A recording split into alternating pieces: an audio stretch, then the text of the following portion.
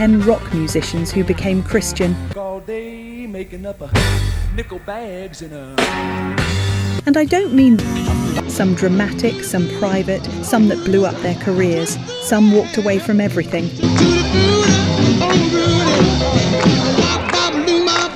One walked away from $25 million. One looked in a mirror and thought he saw blood running down his face. You know these artists, you know the music. But you don't know these stories, not the real ones. Let's count them down. Number 10, Mark Farner, Grand Funk Railroad. Here's a number that puts everything in context. Shea Stadium. Grand Funk Railroad sells out the venue faster than the Beatles did. 55,000 tickets in 72 hours. Mark Farner was at the centre of that, shirtless, wailing, writing the riffs and hooks that powered one of the hardest working arena rock bands America ever produced.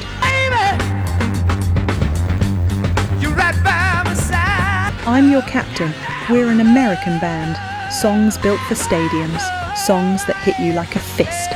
I'm sitting here lonely like a broken... And if you heard Grand Funk blasting from a car window when you were a teenager, you already know what that felt like. That sheer physical weight. But the success did what success always does. When it arrives too fast with no anchor, the houses came, the cars came, the money came. Blisters on my mind and hands. And then, one day, Farner sat in his house alone, and his wife was gone, just gone. He started going to churches, looking for something. Most of them felt hollow. Then one Sunday he walked into a church and sat in the back row, and the pastor started preaching. And he said afterward that every sentence felt like it was aimed directly at him, not at the congregation, at him.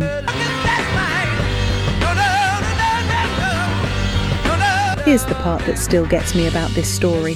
That same afternoon, in a city 50 miles away, his wife walked into a church for the first time and gave her life to Christ on her own. They didn't know this about each other. They found out later. That's a specific kind of story, the kind that's very hard to explain and very hard to disbelieve at the same time. Not a dramatic conversion moment, not a rock bottom crisis. Just a man sitting in the back row of a church asking a question, and the universe apparently answering. Man, I served my time doing the... Farner built an entire catalogue of Christian rock alongside his Grand Funk legacy. The arena hero, who sold out Shea Stadium faster than the Beatles, ended up in a back row pew on a Sunday morning and never saw a contradiction there. Number 9. Real talk. Only 9% of you are subscribed. That hurts. We're spending hours digging through archives, fact-checking every detail, bringing these stories back to life. And if you're watching this far, you clearly care. So hit subscribe. It's free and takes 2 seconds. Now, to my subscribers, barely any of you have joined the membership. And honestly, that stings even more. You know the work we put in. You keep coming back. If these videos have ever made you feel something, if this music means something to you, join the membership. It's $1 coffee a month, and it's the only way we keep this going. Let's build this together. All right, back to it. Number 8, Little Richard. Before Elvis, before the Beatles, before any of it, there was this man. Richard Wayne Penniman didn't just play rock and roll. He invented a version of it that nobody had heard before. That wailing, gospel-rooted, over-the-top scream, that piano pound. Tutti Frutti, good golly Miss Molly, long tall Sally. James Brown said Little Richard invented everything. The Beatles opened for him. The Rolling Stones opened for him. He crossed the colour line at a moment in America when that was not a small thing. And in October 1957, at the absolute peak of his career, on a tour of Australia with Gene Vincent and Eddie Cochran, he stopped, didn't finish the tour, didn't wait for the album cycle to end. He flew home, enrolled in a theological college in Huntsville, Alabama, and became an evangelist. The story he told was this: the plane engines caught fire mid-flight. He made a vow to God right there in the air. The engines recovered. He got off the plane and walked directly into his faith. And here's what's complicated about Little Richard. It wasn't the last time.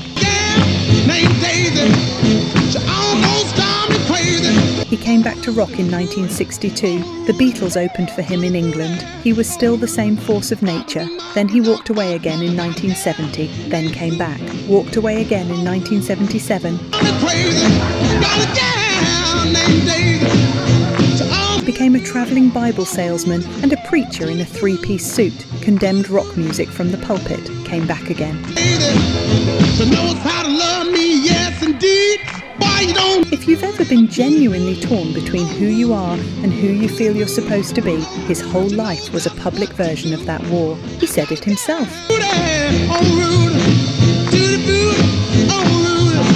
I would wake up after an orgy and go pick up my Bible. That's not a man at peace. That's a man who understood exactly what he was and couldn't fully stop being it.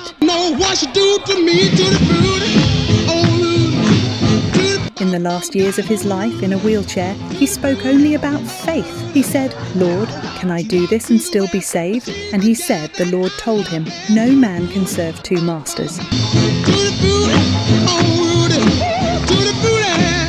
He died in 2020 at 87, and the war he'd been fighting for 60 years was finally over.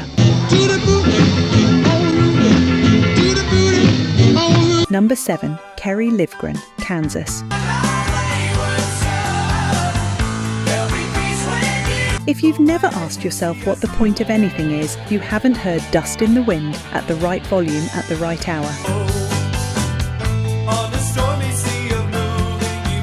Kansas, 1978, peaking at number 6 on the Billboard Hot 100. And if you know that song, you know it's not a love song and it's not a protest song.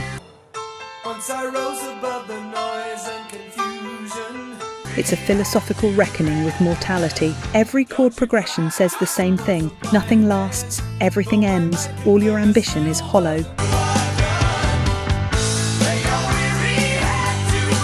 That song came from Kerry Livgren, the guitarist, keyboardist and primary songwriter for Kansas. And here's the part that reframes everything. He wrote it as a finger-picking exercise. His wife heard him running through it one day and told him he should make a song out of it. He didn't even think it was a Kansas-type song. He was wrong, but the words he put to it were real. He was genuinely searching. Kansas was one of the biggest rock bands in America, and Livgren was writing hit after hit and still felt empty at the centre of it.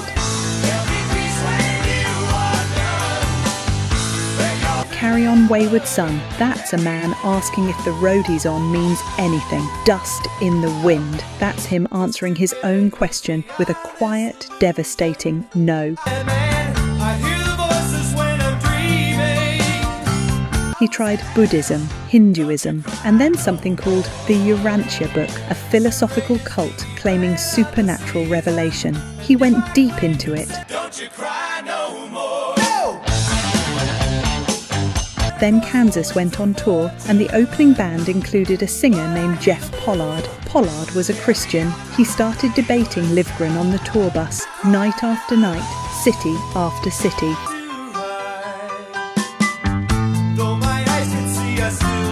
And somewhere on that bus through those arguments, in the framework Livgren had been building for years, finally collapsed in the right direction.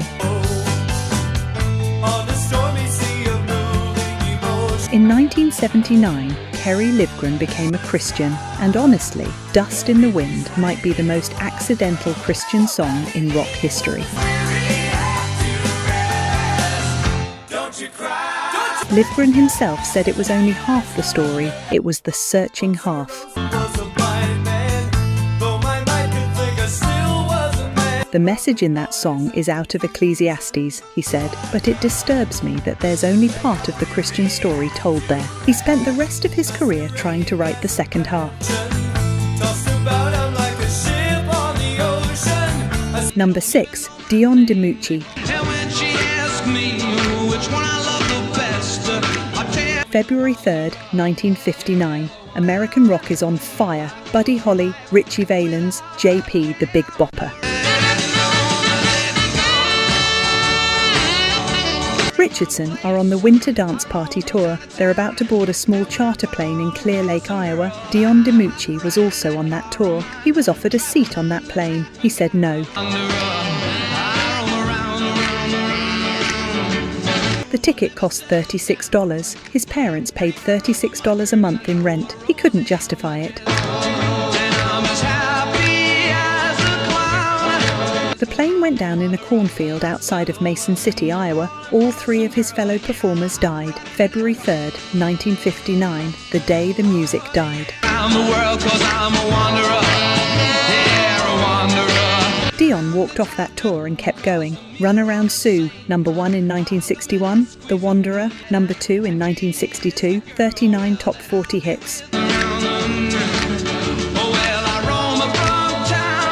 The Beatles, Paul Simon, Bruce Springsteen all cited him as a direct influence. He was the Bronx kid who turned doo-wop and street corner harmonies into some of the most recognisable rock and roll the early 1960s ever produced.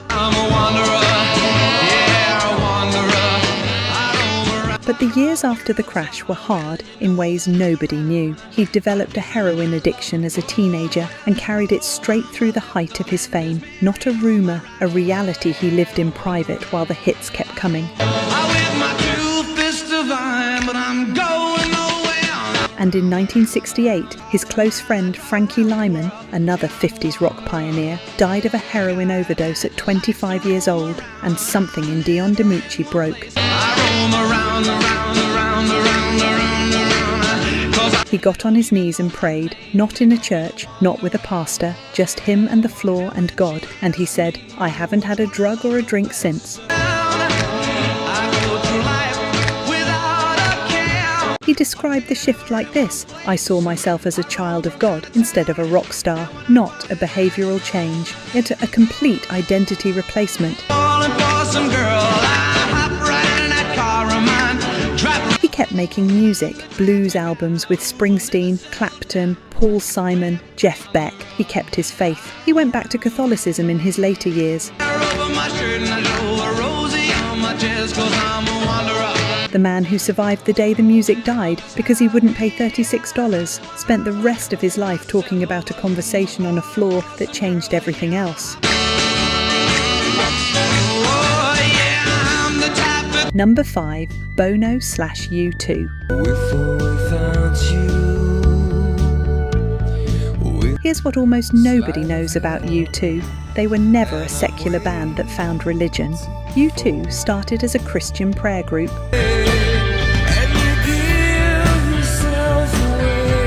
4 teenagers from Mount Temple Comprehensive School form a band. 3 of them, Bono, The Edge, Larry Mullen Jr., are members of something called the Shalom Community.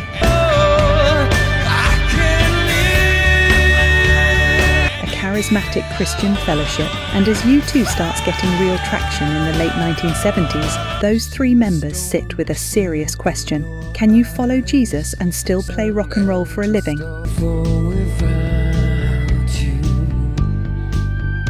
A leader in the community told them they had to choose, that their faith and their art were incompatible. They didn't leave the band, but they didn't leave the faith either, and everything that followed carries that tension. I Still Haven't Found What I'm Looking For isn't a love song with a vague chorus. It's a man describing faith that is real and unsatisfying at the same time, which is one of the most honest things you can say about belief. I'll wait for you. Where the Streets Have No Name.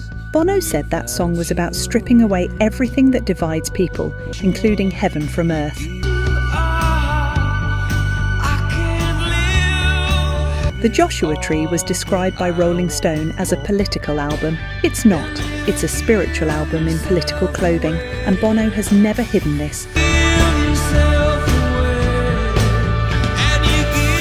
He wrote a memoir. He's given thousands of interviews. He's talked about Jesus in settings where that's surprising and uncomfortable. He doesn't wear it like a costume. He also doesn't use it as a shield. See the thorn twist in your side.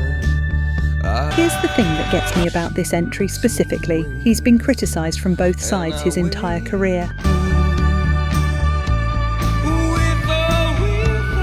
Secular rock audiences who find him preachy, religious audiences who think a man can't wear Gucci sunglasses and mean what he says on his knees. I think that's too simple, and some of you are nodding right now. Bono has been a practicing Christian for 50 years. He's never said otherwise. The band he started with 3 friends in a church community in 1976 became the biggest rock band in the world, and the faith never left. It just became harder to see when the stage got big enough. Number 4, Dave Mustaine, Megadeth. Picture Dave Mustaine in 1983. He's just been fired from Metallica, drunk on a couch. They didn't wake him up to tell him, they just called a cab and put him in it. That decision cost him in ways that never fully healed. Metallica went on to become one of the biggest bands in music history, and Mustaine spent 2 decades trying to outrun what they became. Simultaneously, he founded Megadeth out of pure fury, and he built something undeniable. Peace sells. Rust in Peace. 50 million records sold. Technical thrash metal that matched and in some ways exceeded Metallica for sheer precision. 11 Grammy nominations, and underneath all of it, always, a rage that never quite found its target. Then in January 2002, he checked into a hospital to have a kidney stone removed. The painkillers triggered a relapse. And a few months later, a severe nerve injury in his arm, the kind doctors told him might end his playing permanently. He disbanded Megadeth. And in the forced silence that followed, no guitar, no tour, no band, just quiet, he started asking different questions, not about charts, about meaning, what remains when the noise stops. By 2002, Dave Mustaine was a Christian. The consequences were immediate and specific. Megadeth stopped performing The Conjuring, a track from Peace Cells, for 17 years. Mustaine said he was concerned its occult imagery could harm younger fans. He became selective about who they'd share stages with. He said, "When I got saved, there were certain things I didn't know. When in doubt, leave it out."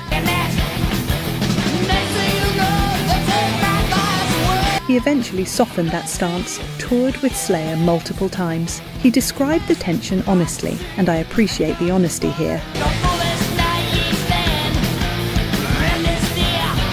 He said there were times when the faith felt right, and times when it felt like he was suffocating. He didn't pretend it was clean. The angriest man in thrash metal, trying to reconcile Jesus with songs about nuclear war.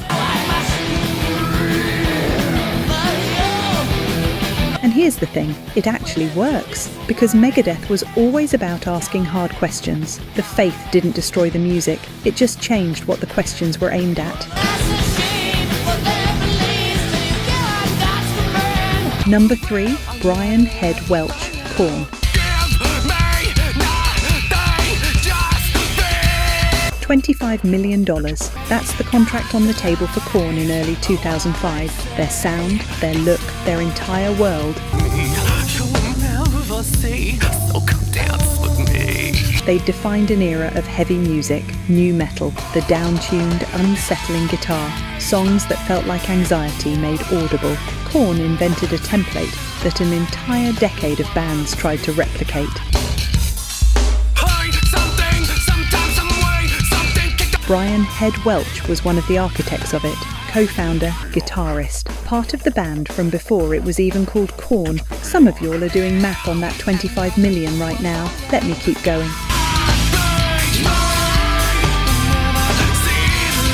In February 2005, Korn's management released a statement. Brian Welch was leaving the band. His reason, in his own words, he had chosen the Lord Jesus Christ as his saviour and would be dedicating his musical pursuits to that end.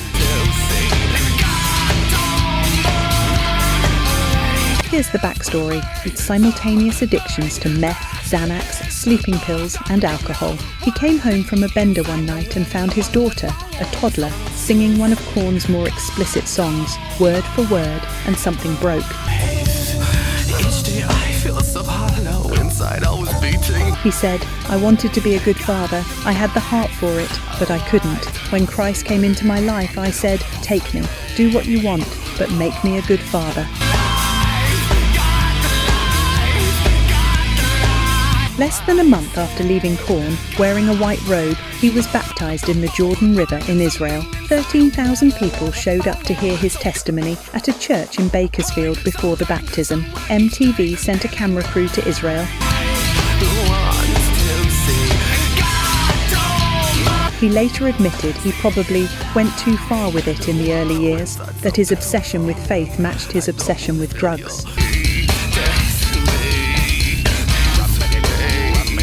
Which is one of the most self-aware things anyone on this list has said.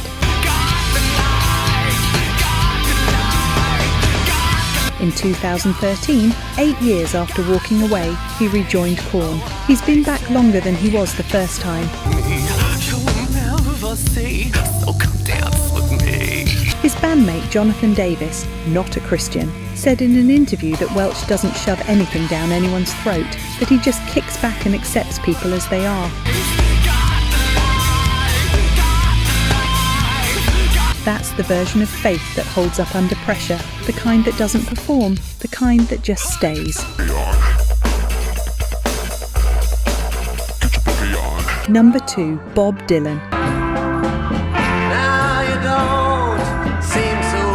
I need you to understand what Bob Dylan was before November of 1978. He was not just a rock musician, he was a prophet, literally. People called him that for 20 years, and he kept telling them to stop, and they didn't stop. Jewish, from Hibbing, Minnesota, changed American music twice in one decade. First as a folk protest singer, then by going electric and getting booed at Newport. Survived both, kept writing, still the most important figure in American songwriting by any honest measure. Once upon a time, you dressed so fine, threw the bumps of dime in your... And then, at a concert in San Diego in November 1978, someone threw a small silver cross onto the stage. Dylan bent down and picked it up. He said he usually doesn't pick things up from the crowd, but something made him pick up this cross. He carried it to the next show. And sometime in the weeks that followed, he enrolled in a 3-month discipleship course at a California church. He surrounded himself with gospel singers and musicians.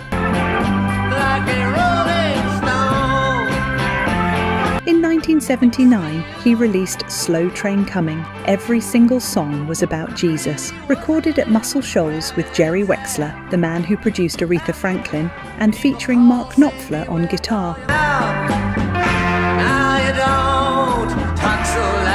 Knopfler told his manager, "All these songs are about God." He recorded them anyway. His fans were not prepared for this. Finest school, all right, Miss Lonely, but you know you only used to get. The opening shows of his gospel tour, he played 0 songs from his back catalogue. 0. Front row fans held up a sign reading, "Jesus loves your old songs." Keith Richards called him a prophet of profit. A critic under the headline Bob Dylan's God-Awful Gospel wrote that he'd never heard Dylan write anything more banal. The album went platinum. Dylan won a Grammy. The Born Again period lasted roughly 2.5 years, 3 gospel albums, and then it faded publicly. He later told Rolling Stone he'd never called himself born again. That was a media term. He said his faith remained real, just private. And then, years later, he told an interviewer, "I've had a God-given sense of destiny. This is what I was put on earth to do." He never fully explained what he meant by that, whether it meant the music, the faith, or something holding both of them together. And to this day, nobody fully agrees on what Dylan really believed. You probably have an opinion. Number 1. Alice Cooper.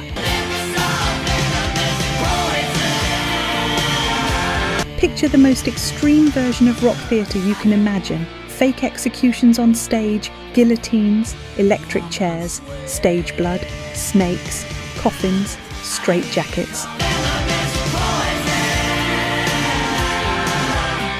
The entire vocabulary of horror applied to rock and roll with commitment and precision. Alice Cooper invented that. He is, legitimately, not metaphorically, the godfather of shock rock.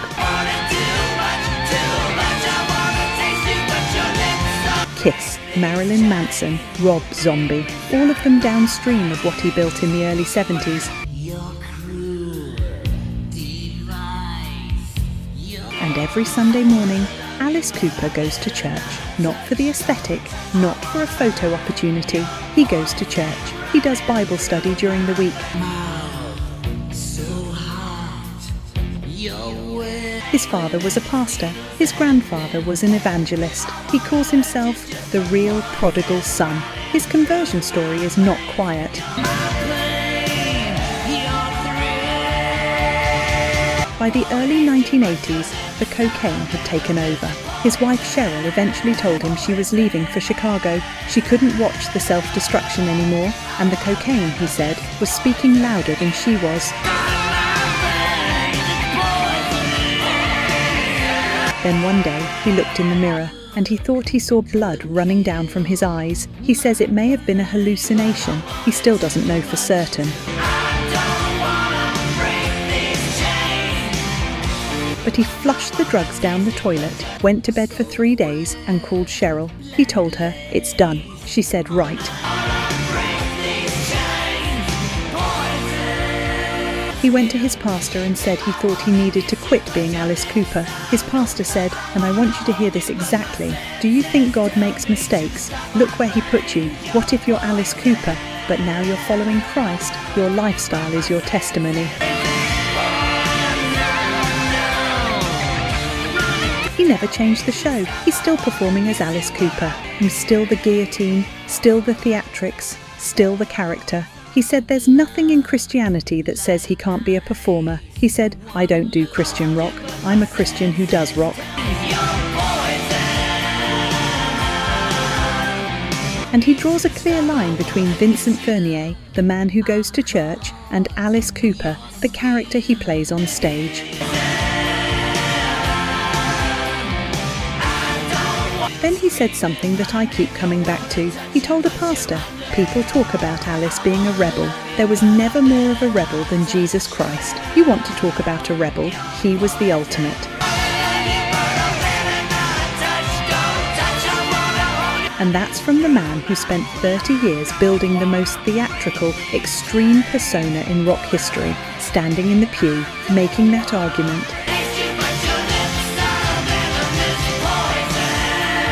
I don't know if you find that surprising or profound or both, but I find it hard to dismiss.